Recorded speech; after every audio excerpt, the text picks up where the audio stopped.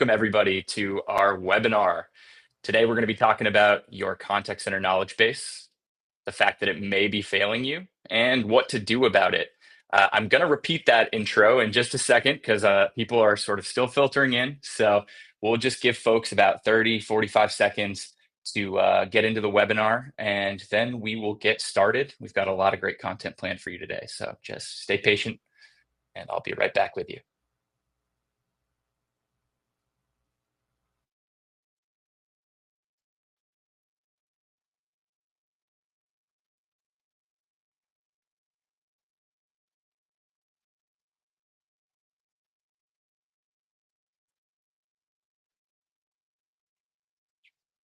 All right, I see some folks are coming in now. Welcome to our webinar. For the folks that joined right on time, you're going to hear me say this again, but we are incredibly excited to be here with you today. We are here to talk about your contact center knowledge base, the fact that it may be failing you, and some really tactical and clear things that you can do about it to get more value out of it right away. A couple of housekeeping items before we dive into the meat of the content. This session is going to be recorded. We'll be following up with a link to the on-demand recording about 2 hours after the webinar concludes. And we encourage you to be active in the chat. Ask any questions that you might have throughout the webinar. We really want to engage with you. We want to make sure that you get value out of this, and we can share what little expertise we have and answer all those questions that you might have as we go through the content. So you might be wondering who I am and why I'm talking to you today. I'm Devon Mychal. I'm head of product marketing here at Cresta. I've spent the last 6+ years building and launching AI products for the contact center, enterprise contact center specifically. And knowledge has become a bit of a passion area for me just because it's so critical to the success of a lot of the things that we do. And I'm incredibly fortunate to be joined by Justin Robbins, who is the CEO and Principal Analyst at Metric Sherpa. Justin is incredibly passionate about this topic, and he's incredibly knowledgeable about this topic. And cherry on top, rule of three, he's been doing some research over the last few months on this topic. So he's got some great data to share. Justin, do you mind just introducing yourself really quickly? Totally. Devon, thanks for having me. Everyone, thanks for joining us today. Quick background on myself. I think of my lifetime as a bit of a CX mutt. Started in contact center operations. Eventually moved to a role where I was teaching other business leaders how to run contact centers. And Devon, as you mentioned today, a lot of what I do is just helping organizations better understand, design, and deliver great customer interactions. And to the point of today, was speaking with so many business leaders that it wasn't a question of whether or not knowledge management was failing. It was a realization that it is, and trying to uncover what can they actually do about it, because there's all of this pressure on our organizations to get knowledge right. So I am excited about it. I am passionate about this topic, and I look forward to digging into what you've been learning as Crest has been researching the exact same thing. Amazing. All right. Well, let's jump right in. I want to give you a little bit of an introduction to what brought us here today from the Cresta side. And fundamentally, it's the fact that the knowledge base is kind of the cornerstone of the contact center, if you will, right? It's filled with really critical, historical, and evolving information about your company's standard operating procedures. It's the source of information about your products. It's your policies. It's really everything that your agents and ultimately your customers need to get a great customer experience, to get critical questions answered. So it should be the primary resource, in a perfect world, that your customer service agents and associates rely on to resolve issues quickly and to deliver consistent answers and to keep customers informed and ultimately, get those questions answered and resolved. So that's the fundamental reason why we're here. But you might be wondering, why is Cresta, a company that is really focused on various elements of contact center AI, from conversation intelligence to real-time agent assistance to virtual agents, so focused on knowledge? Why aren't you hearing about this from a knowledge management company? Well, we feel like we are at a really critical point in the knowledge stack. We enable companies to better understand what customers are actually asking, what issues are being resolved or not being resolved effectively. And two, we help really drive value around the knowledge investment that you're making by serving it up both to agents as a conduit and directly to customers through virtual agents. But that requires the knowledge base to be an effective foundation for those tools. And the last point I want to make is we have access to some really, really interesting data. So, circling fully back to what we're going to be talking about today, because we see through our platform across millions and millions of conversations every single question that customers are asking, the topics that are leading to these questions, and ultimately, for many of our customers, whether those questions have a contextual match for information in the knowledge base. And so, what we did was we looked at the gap between those things. Crestit analyzed the questions that customers were asking. We looked at also the answers that agents were giving in aggregate, and we looked at whether that contextual match existed to understand the degree to which there is a gap in the knowledge base. And the data speaks for itself. I mean, as Justin mentioned, we sort of put an optimistic spin on whether it might be failing you, but in most cases, it is. It's just a matter of what degree that gap exists and how you can get more value out of the investment that you are making. So I want to share some of that data with you today. I want to have a really active discussion with Justin here about what he's seeing and hearing from practitioners as well as in his own research. And we want to leave you with some actionable tips about how to manage knowledge more effectively, how to build out that knowledge base and close the gap, maintain that gap over time with the right intel, and structure your knowledge for an AI future to get more out of it. So, Justin, hopefully I covered everything. Please feel free to fill in the gaps there if there's anything I missed, but otherwise, let's jump right into the content. Devon, I think you nailed it. And where I want to start is to accept this reality that we've been deceived by this idea that good enough is okay when it comes to how we approach knowledge in our organizations. I think a lot of organizations assume that they're fine when it comes to their knowledge practices until something breaks and they realize that it isn't. And the reality is that if knowledge isn't this evolving process, this continuous evolution, we're already going to fall behind. Before we jump into the research, before we jump into the advice, here's the one asterisk that I want all of us to keep in mind. You should not wait to get your knowledge base in place to move forward with trying to explore and think about what AI can do for your organization. What I want you to hear from me, and I know, Devon, what you'll be jumping into is that this is an iterative process, and what's really important is to take steps towards strengthening your foundation today if you want to be experiencing successful outcomes from AI or anything else in the future. Yep. That's what this is really about. So let's talk a little bit about why knowledge bases aren't just a nice to have. These things, they're mission critical to the success both of our employees, the agents we have in our contact center, associates across the organization, and the customers that are interacting with your brand every day. If I were to click into each one of these just a little bit more, the first I wanted us to think about this idea of knowledge bases are critical because they empower our agents with instant knowledge. I've run a bunch of contact centers, and here's what I know about mine and I know about yours. Every second counts. Agents need answers and they need them fast. And a well-structured knowledge base isn't just a reference tool, it's an empowerment engine. Right? It's enabling our associates, our employees to have the right information at the right time. And when they do that, they can resolve issues faster. They can boost first contact resolution, and they gain confidence in every single interaction. To me, this is the difference between an agent guessing their way through an interaction and actually knowing what they're talking about. That's this first piece for me. The second is driving not just self-service success, but also contact deflection.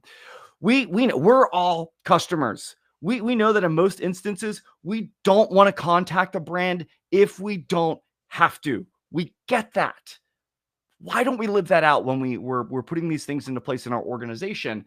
If we have our knowledge base structured well, whether it's FAQs, help centers, AI-powered agents and bots, our customers can get what they need without ever having to pick up the phone or actually talking to a person. And that is a win-win. It reduces our inbound volumes. It gives our agents more bandwidth to focus on the places where they are needed. That to me, I think, is the second piece here. And the last one is just from this posture of how do we make sure that we have consistent experiences at scale, but we're also looking to minimize risk everywhere possible, because here's the reality: inconsistent information is dangerous. Right? Whether it's an agent making up an answer, I'm guilty of that. I could tell you right now, I'm guilty of being that agent. Like, I don't know, and if I didn't feel supported, right? I mean, this is years ago, but it happens today. You don't want Yep. them making up their answer. You don't want outdated policies being applied. We've all been there. Or if you've got critical compliance or key steps that need to happen, you don't need them skipped. And so therefore, when that's not in place, every single interaction creates risk. Yep. If we've got a Yep. good foundation with our knowledge base, we know what's being told to customers, we know what processes are being followed, and we know that everything's being enforced consistently and correctly. And for me, that's not even just about customer experience. That's about protecting the business from regulatory headaches and just reputation damage, which then we have to try to recover on the back end there. Yep, absolutely. I completely agree. And this consistency point really resonates with me, Justin. It's almost like the knowledge base is like a backstop when agents are involved, right? Otherwise, you're flying blind and you're completely reliant on institutional knowledge and training. And people can only remember so much, right? So that's pretty risky to rely on that with no backstop. And it's fundamentally enabling for self-service, right? If you don't have this in place, you can't deliver effective self-service at all. You could have the best conversational AI in the world, but what is it going to say when it comes down to factual information, processes, and policies if it can't pull reliably from a knowledge base? So agree with everything you said, and your passion for this topic is really contagious, I just have to say. I love it. Well, here's the thing, Devon, and I want us to zoom out a little bit as well, because the real problem with our knowledge bases isn't just bad content. And I feel like we've pushed that, and that's where a lot of us go to. It's like, oh, we just got to get the content better. It's really how our knowledge bases are being managed, or more often mismanaged. And you talked and going to talk about your research, and I want to talk a little bit about what we were studying, and what's even kind of pushed us to dig on the topic a little bit further. We were having conversations, and we started to see very alarming gaps in how organizations were thinking about and approaching knowledge.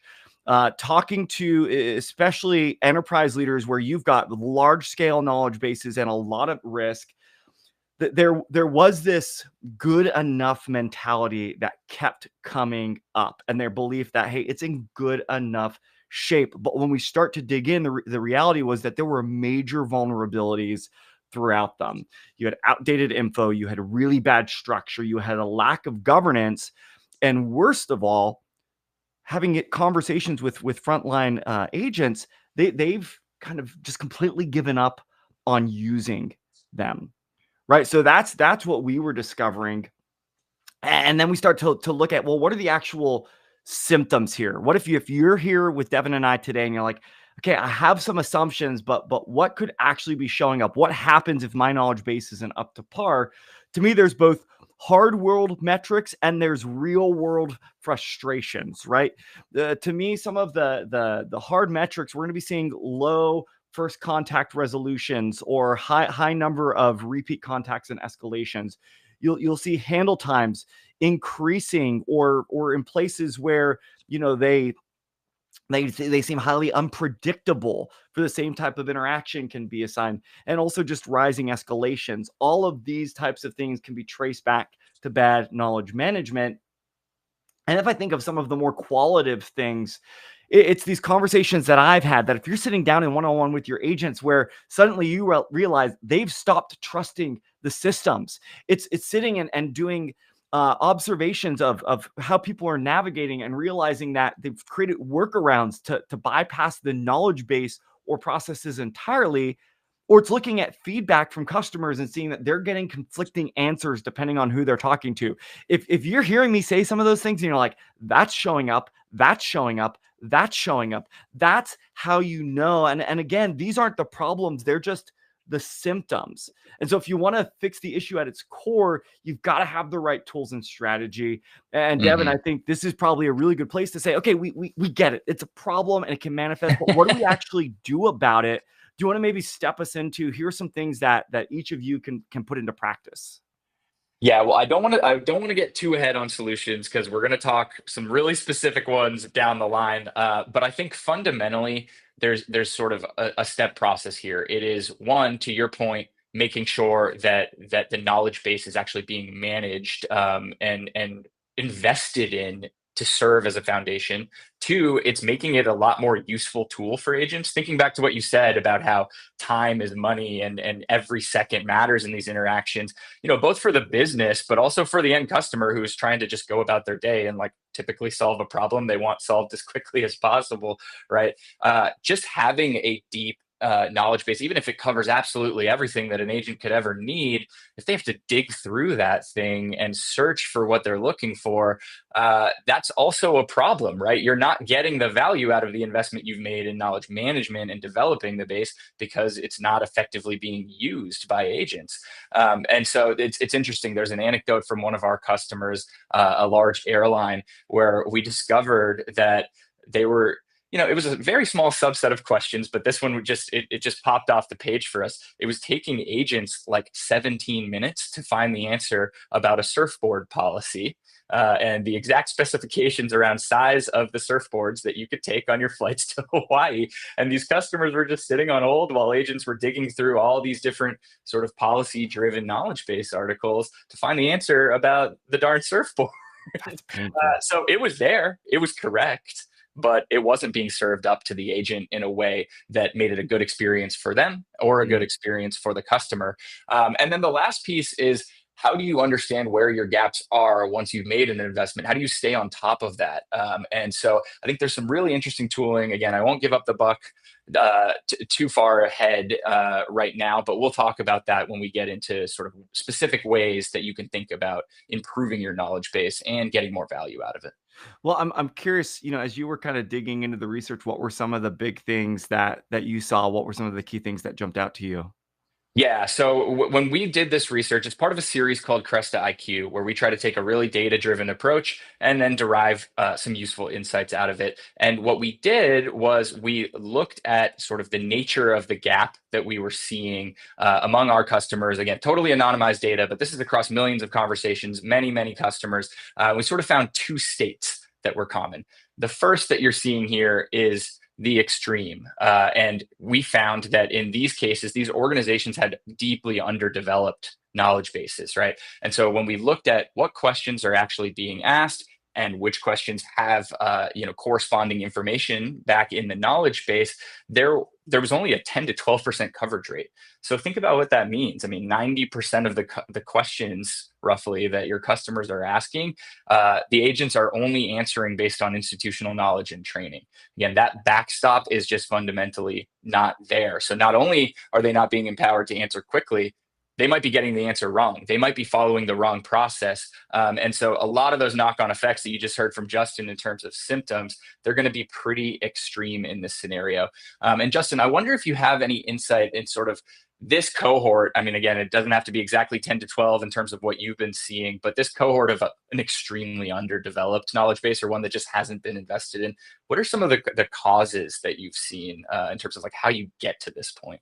Yeah, I mean, first off, this is brutal, by the way, right? I look at this, and this is how tribal knowledge, bad habits, and inconsistency spiral out of control. Yep. If I think about what's driving this, three kind of big ones that I've observed. One is rapid growth and kind of a lack of standardized process and policy to help support it, right? You've got Hmm. maybe new questions or new businesses, and you're just barely keeping up on doing what's there, that you're kind of making things up as you go. That to me is one of the places where high growth businesses can see this as a symptom. Um, Kind of on the other side of that is organizations who just don't prioritize it, don't believe that it has a value, maybe don't even have real data to see how much of a gap it creates inside of their organizations.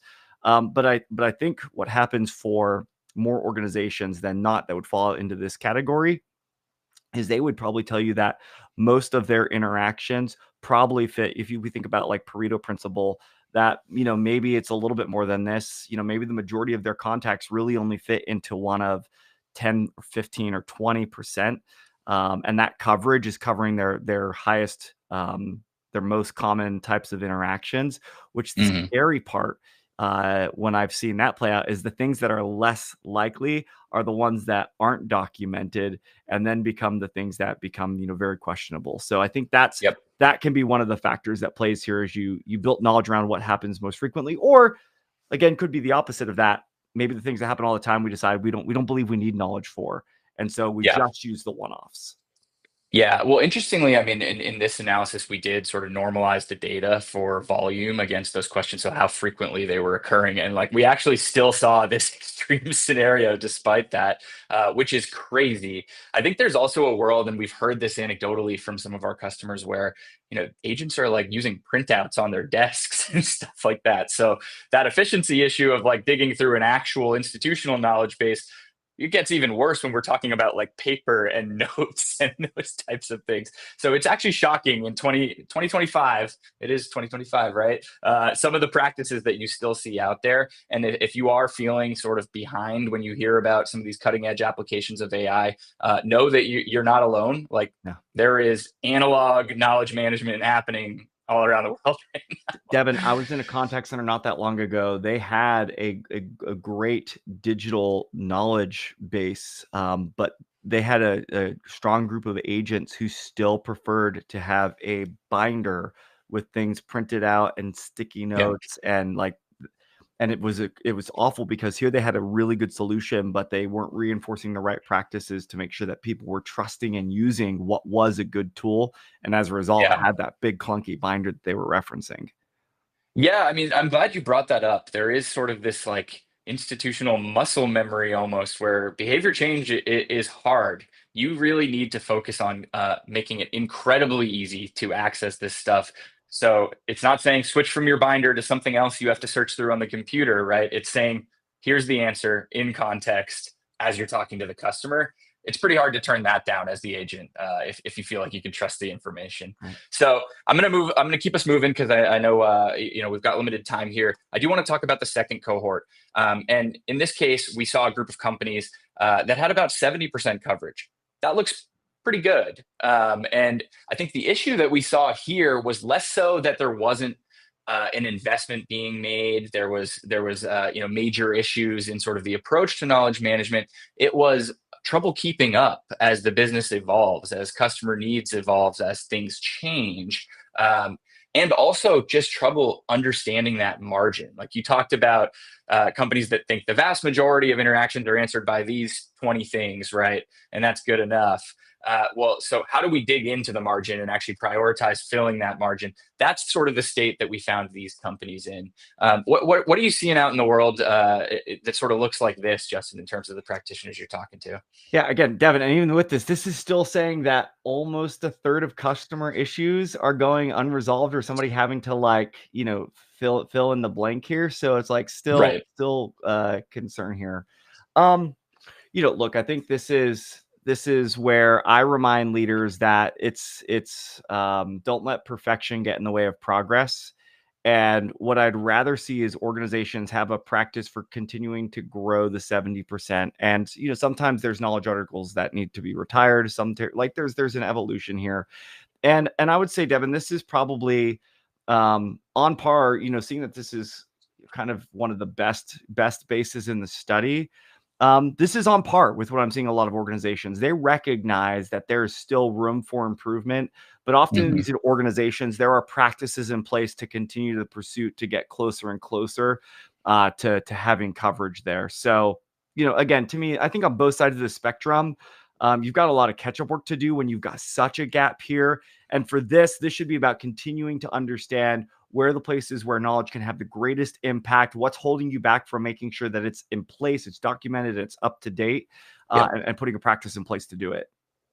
Yeah, completely agree. Okay, Justin. So we've talked a little bit about symptoms. We've sort of talked about what we found in our data in terms of the major camps that organizations typically fall into. Of course, there's outliers. What are some of the hidden costs? And you touched on this briefly, but if you could just crystallize this for us to existing in either one of those states or anywhere in between. Yeah, I think to me, the thing to recognize that there's actually a bad knowledge base today is exponentially a bigger problem than it was a year ago and will be exponentially greater a year from now, right? To me, the Hmm. problem isn't staying the same. It's actually getting worse. And and on a bunch of fronts here. We've got volumes that are rising. We've got the cost of bad information is increasing, and frankly, there's just real consequences that play out when we fail to invest in knowledge management. And we've got some of the things called out here in terms of like it's going to, of course, degrade the customer and the employee experience. Yes, it's going to Hmm. be more expensive for us, but to me, I think what this is really about is like we as contact centers so often like how are we actually measured on the material impact that we have to the business, right? Often it comes down to economic measures. It's not just about satisfaction, right? But Yep. it's like how's this actually affecting churn? How's this actually affecting revenue and our Yep. efficiency? And if you look at the organizations who are serious about those things, serious about addressing churn and driving revenue and improving their efficiency, they don't take the set it and forget it approach to their knowledge bases, right? Hmm. They're the ones that treat it as a dynamic, evolving system that they know that it needs continuous improvement. That to Yep. me is the biggest thing of like, we can talk about this all day, every day, but you either prioritize driving revenue and tangible impact to your business or you don't, right? And Yep. it shows up for me in how you approach knowledge. That I think is really the important thing for all of us to feel is this is having a compounding effect on your business if you don't do something about it. Yep. I absolutely agree. And I'm really glad you emphasized that point. It can feel a little bit softer when we're talking about just, we're just answering questions and providing information, right? And it's marginal difference in the customer experience, but it's not marginal. And the customer experience has knock-on effects to revenue. And all of that stuff we talked about in terms of saving time has knock-on effects to your operating cost and your overall cost structure. And we're taking huge risks if we don't make this investment. Yeah. So fundamentally agree with everything you said there. So let's transition into sort of the last piece of our webinar here today and talk solutions. And so I'll walk through a couple technology based solutions that are sort of geared towards utilizing AI towards knowledge management and empowering getting more value out of knowledge. And the first is leveraging conversational intelligence to understand where your gaps are today and how they're evolving over time. Shocker, this is actually how we did the research. We used Crested tooling to look at questions that were being asked, look at the volume of those questions against topics and why customers were calling, and also look at how agents were responding in aggregate. So Cresta can summarize all of your agent responses and sort of get to that aggregate response to the questions being asked, so we can understand, are we correct here? Are we relying on old institutional knowledge? And then we can also dig into all of that evidence to understand specifically in individual conversations what's being said, what's being asked, and get that nuanced understanding. And so, what this does, it sounds like this is probably better aligned to that second cohort, right? That's made an investment in knowledge and just needs to sort of keep track of it, of how this evolves over time. That is true, but that's not the only case, right? If you've got a 80 to 90% gap, you need to do some triaging. Like Justin, I think you said towards the beginning of the webinar, like start doing things now, right? Like don't feel like you need to solve all of the problems all at once to get started. So how can you prioritize where to begin and knock out the most important things? It's understanding the most frequently asked questions, quantifying that, showing that as a percentage of your volume and the cost that is actually coming to bear on your organization to give people a kick in the butt and actually start investing in developing the content that's needed to resolve those interactions more effectively. Justin, anything you want to add here Yeah. as we sort of think about the tools needed? Devon, here's the irony for me. Every single day, your customers are telling you exactly what your knowledge base is missing. The problem is that too many companies aren't listening to the right thing in the right way. If you're Yep. not mining call, chat, whatever type of interactions if you're not mining that data, if you're not looking at escalations, if you're not tapping into your agents for feedback, you're essentially ignoring all of that insight. And I think in terms of the like, where do you get started and what's the advice and the best practice there is your knowledge base. It should be based off what your customers actually ask, not what your Yep. business thinks they should be asking, but what's actually showing up. That's where you start. Ask your agent. Here we go. At the end of the shift, have all of your agents just send you an email and say, hey, what's one thing that was commonly requested or needed or missing on our interactions today? Like, start there, and you've got at least one thing to go after. Yep. Yep. Completely agree. So let's make the assumption then that you do have some knowledge content to work off of. How do you get more out of that content? Whatever the level of investment is, whatever you have in place, how do we make it actually useful? And I alluded to some of this before, but I think there's really two ways to think about serving knowledge. One is through that important human conduit, which is your agents, right? They're having human to human conversations, and people are having to wait for the whole time that it takes them to go look for and find the information that's required for whatever situation they're in, whether that is simple just answers to questions or whether that's a deep process that allows them to correctly troubleshoot an issue and offer the right solution, right? And so from the agent side, getting the most out of whatever investment you've made in knowledge, and this is compounding the more you invest in the knowledge base, is the ability to actually serve it up contextually in real time. And we're starting to see solutions like copilots become more and more common, and that is a great thing. But we believe at Cresta that's ultimately, not the complete solution to this problem. The complete solution is something that's always on. It's listening to both sides of the conversation. It understands when there is what we call a knowledge moment where information or a process is needed, and all in real time in less than 500 milliseconds. It understands the question, it taps into your knowledge source, and it drives a contextual answer back to the agent or walks them step by step through the process. So it doesn't require the agent to ask anything. Agents aren't prompt engineers. And so they're not going to get the best results out of anything where they're still asking a question, even if it returns an answer, right? And cuts out some of that searching and sifting. We believe in proactive, always on generative knowledge that is just giving them the answers they need in context for the medium that's needed, the context of the conversation that they're currently in. And then on the other side, from a virtual agent perspective, it's really two sides of the same coin, right? You remove the human agent having the conversation, but that automation needs the knowledge just as much. Actually, it needs it more because it doesn't have institutional knowledge and training and tribal knowledge to fall back on if it doesn't find an answer. So it simply can't solve the problem. And then that's where you get escalations. That's where you get trapped in loops and things that really, really do frustrate customers. So I think this is absolutely key to unlocking the knowledge base and really making it work for your contact center. Yeah, Devin, I would I mean, gosh, this to me is one of those, like, just let's be real for a minute. Expecting our agents or our customers even to manually sift through documents or systems or files.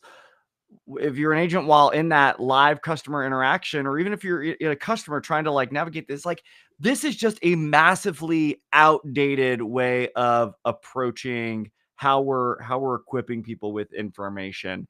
And Yep. what I think is important is, the move to have this level of AI driven assistance is about supercharging what we want our agents to be doing. It's about enabling our customers to feel that much kind of more equipped, and the friction kind of taken away from them.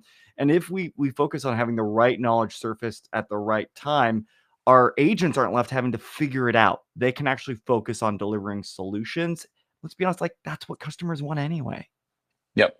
100%. And so I think we've covered, some of the reasons to use AI, but that begs the question, like, how do we prepare for this world of AI where, the first point of consumption is often an LLM, right? Yeah. Or an algorithm. And so, Justin, I'm hoping you can walk us through some of the considerations there in terms of how to structure and organize knowledge to really be effective for these types of tools and be ready for these types of tools. Totally, Devin. So one of the knowledge-based mistakes that I see that organizations think is harmless, but to me is actually one of the worst offenders, is having these long, bloated articles that try to cover just too much, and they're not kind of designed for easy consumption. Hmm. To me, this is it's almost like we're drafting our knowledge base articles like we're writing company memos. It's long, it's dense, it's human centric, but the truth is that AI doesn't read it. Hmm. Right. So if our knowledge isn't structured with AI in mind, the tools that we have, they're going to struggle to surface the right answers. And so having it clean and modular, it's not just a nice to have, it absolutely needs to be in place. Right. And so for me, the first Hmm. place I guide organizations is, what's your taxonomy structure? What are the tags that you have on place for this actually to be searched and indexed? That to me, I think is one of the first bits here, is to make sure that it's actually designed for the machine to consume it, right? Not the way that Hmm. we would typically just write for others. Yep. No, that I completely agree. And it is just a fundamental shift. And it can be hard to sort of internalize that as a human trying to write this stuff. And we could probably do a whole nother webinar on tools that help you do this as well, but that's not what we're here to talk about today. Well, I mean that's I mean that you definitely we could be doing that. So we can let's put a reminder for that one. But I think the other kind of bit here. So if we don't have it tagged and kind of the right governance in place, I actually see a lot of long bloated articles that try to cover too much. Right? We believe that, hey, let's make sure it's all there. And then we do a good job. Actually, I know one organization that they brought in their marketing SEO specialist to work on their knowledge base articles, because they had the belief that the same things that I would do if, like, hey, if I wanted to write about the origin of the contact center, I'm going to go so deep for a crawler or whatever, right? That's not the same approach. Yep. It's important to know this is a problem because AI and even humans, frankly, we don't process information like a textbook. I think about when I was an agent or when I was leading agents, like they don't have the time to scroll through a novel looking for the exact sentence that tells them what they need. Hmm. And so we need to take an approach that's breaking up our articles. We should be thinking in terms of, how do we have one topic per document? How do we keep it really focused? How do we keep the information and getting to it very precise? And again, humans aside, AI thrives on structured, bite-sized information. And Yep. when we fragment knowledge into these smaller, more digestible pieces, we actually kind of unlock the potential that AI has to search, retrieve, and then, to your point about real-time assistance, actually make that happen. Yep. I think And oh, sorry, go ahead. I was just going Cut to you say, off there. so just really simply, I'd think of it like this. Would you rather have a 50-page PDF that you have to dig through, or something that's instantly giving you exactly what you need, right? That's the Yep. difference when you have structured knowledge in place. Yep. And I probably shouldn't say this on a webinar about AI for knowledge, but I think it's a fundamental truth that people have to understand, that AI is not perfect, right? It can hallucinate. There can be issues in the information that it retrieves. And so the added benefit of this is not just making it better at retrieving that information correctly and not hallucinating, but when you have a human in the loop, it makes it easier for the human, if something doesn't pass the sniff test, to go and quickly verify, right? And so we've built in, things into our user experience that are designed to help with that process and let the agent see an answer that the AI suggests, but then very quickly investigate the underlying source material. If the underlying source material is 10 pages long, you're back to square one in terms of the Right. problem that you were trying to solve. Yeah. Yeah. Awesome. All right, Yeah. let's keep moving. Yeah. Last thing I'll mention here, in terms of these tips, is to audit. The reality is that your knowledge base is only going to be as good as the effort is, as the effort that you put into it. Yep. So remember this: if it's outdated, it's dangerous. Old policies, irrelevant guidelines, broken links, they don't just create confusion for you, they are actively harming your ability to serve your customers effectively. Is the first thing I'd just remind all of us when it comes to auditing. Second is, if it's inconsistent, it's useless. Your agents need to trust that the knowledge base is the source of truth. If they find discrepancies, even small ones, they'll stop using it altogether. And then the last bit is, if it's not audited, it's failing. I remember growing up watching infomercials, and the Showtime rotisserie oven was all about set it and forget it. The set it and forget it approach to knowledge management is a guaranteed way to degrade quality over time. Devon, before I turn things back to you, I mean, this is my last bit for all of us. The best knowledge management practices and the organizations that take it seriously don't wait for problems to arise. They are proactive about Yep. auditing, updating, refining their knowledge base on an ongoing basis because they know if it's clean, if it's consistent, if it's accurate, this is the most powerful tool that they have in their contact center's tool belt. Yep. I completely agree. And that is a wonderful transition into a couple of my points that I want to make here. Just in wrap up, we've covered a lot today. And so a couple clear takeaways to think about and hopefully get those gears going on what this means for your organization and what you can do to get more value out of knowledge quickly. The first is build a solid foundation. Whatever state your knowledge base is in, get started on making a further investment into it. You heard about all of those symptoms and hidden costs. This is meaningful, not just to softer metrics, but to fundamentally revenue and operating costs and all the things that your contact center is ultimately judged on in terms of its ability to be an asset to the business and provide a competitive advantage in your market, right? And so the key is to start from wherever you are, but start smart.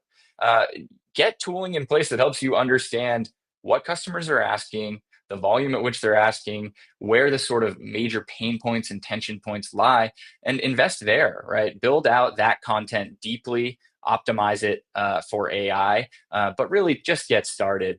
And point number two, tying back to sort of why Cresta is here today talking about this, is that even a great knowledge base, when it doesn't have the right empowerment through AI tooling to serve it up in real time, whether that's through agents or directly to customers through conversational AI, you're not getting the most out of that investment that you've made.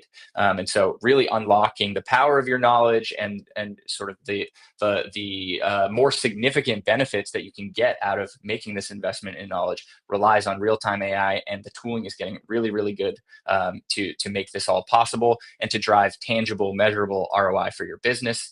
And the last piece is you need to maintain. I won't wax on too far about this because it was really Justin's last point there about auditing, right? But you can't just set it and forget it. You need to understand how your business is changing, how your customer interactions are changing, and how that aligns back to what you've built already so that you can continue to make an investment in your knowledge base and make sure that it stays up to date and continues to add as much value as possible to your customer experience and to your business. So, we think about the knowledge base as this dynamic, evolving asset, right? And when we maintain it properly, we make the right investment in it, we have the right management processes, and we enhance it with AI, you're going to get an incredible advantage in terms of the quality of service and your ability to sell and your ability to grow customer relationships. This is something that should absolutely be a priority for your business if it's not. Justin, did I miss anything?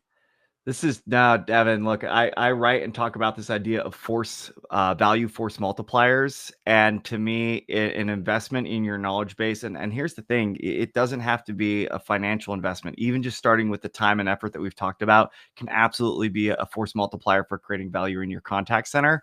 But Devin, I appreciate you having me for this conversation today. I'd love to hear from all of you. What are some of the things that you're thinking about on the back of this? Whether it's question that's at the back of your mind, a challenge that you're going through right now when it comes to knowledge. Devin and I have some time. We'd love to be able to answer your questions while we're here live. So go ahead and use the Q&A function for that.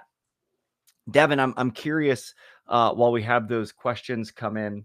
As you were kind of looking through the study and the findings, what was maybe really surprising to the Cresta team? What were some of the shocking maybe data points as you were looking at what was going on there?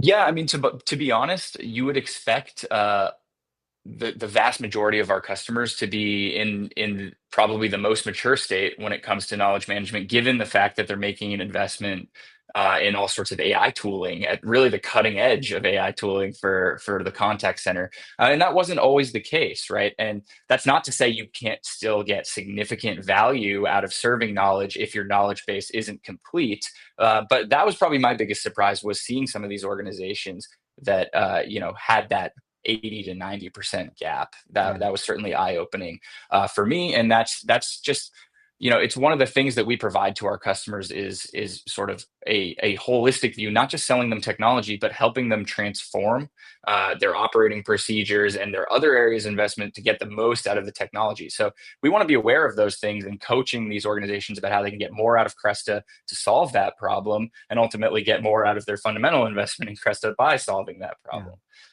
Yeah, I think that's it's there's a lot competing for our time and attention as contact center leaders. And if we going back to again what we were seeing from our own research is if we just kind of have that complacency around it of like we think it's okay and we don't start to dig in to see some of those hidden and buried costs, it's easy to sweep doing something about this under the rug. Now I'm curious, and I don't know that we've had anything coming yet, but are there some other resources and things that you've got available for folks who maybe they want to learn more about the study, they want to kind of dig into some of the other things that are available as well? Yep, absolutely. So this conversation really started with a research project, as I mentioned. It's part of a series called Cresta IQ, where we look at anonymized customer data to hopefully find insights that are valuable to your business. So there's a whole article that really unpacks our findings in greater detail, as well as a tip sheet that is really tactical and can help you dig into those steps that Justin talked about in terms of optimizing a knowledge structure and the way you approach your knowledge base to prepare for a world of machines being our primary readers versus human consumption as that first point of consumption. So these are both available to you for download. Yeah, please dig into the information. And then we'd love to have a conversation with you, right? We would like to understand sort of how knowledge, or the state of knowledge in your business today, and how Cresta can potentially help, whether that's developing the knowledge base or serving knowledge in a much more effective way. So we'd love to show you what we can do, and really consult with you to help understand how knowledge can be part of that AI transformation that's going to turn your contact center into a competitive advantage. Awesome. Well, I wanted to give it one more second to see if any questions were coming in here. It doesn't look like it. So, Justin, I will just say thank you so much. This was an incredible conversation.